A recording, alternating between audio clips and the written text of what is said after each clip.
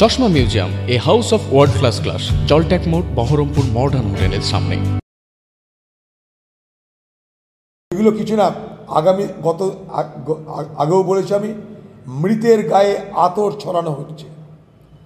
আবার লিখুন, এগুলো করা মানে মৃতের গায়ে আতর ছড়িয়ে খুশি করার চেষ্টা করা হচ্ছে।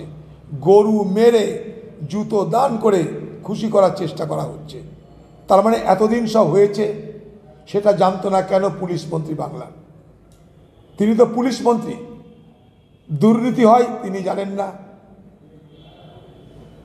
চাকরি দেওয়ার নামে টাকা লুট হয় তিনি জানেন না, পঞ্চায়েতের টাকা লুট হয় তিনি জানেন না, সন্দেশখালীর অত্যাচার ঘটনা তিনি জানেন না।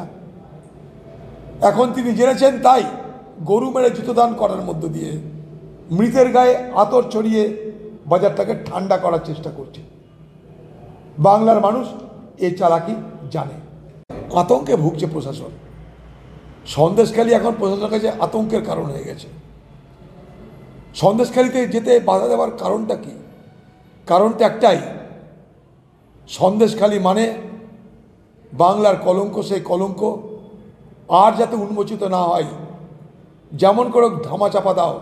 এই ধামাচাপা দেওয়ার কারণে প্রশাসনকে আজকে এইভাবে নগ্নভাবে কাজে লাগানো হচ্ছে।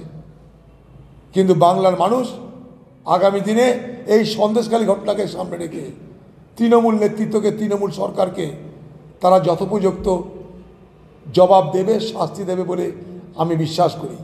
শুধু কি প্রাক্তন বিধায়ককে ধামাচাপা দেওয়ার জন্য সেখানকার সাধারণ মানুষকে ভয় দেখানো হচ্ছে, মিথ্যা কেসে জড়িয়ে দেওয়া হচ্ছে, সাংবাদিকদেরকে ধরা হচ্ছে, সাংবাদিক পর জোর জুলুম চলছে।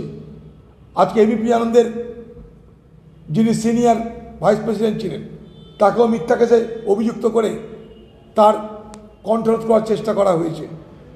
পশ্চিমবঙ্গের সংবাদ জগৎকে আজকে কণ্ঠরুদ্ধ করার চেষ্টা করা হচ্ছে।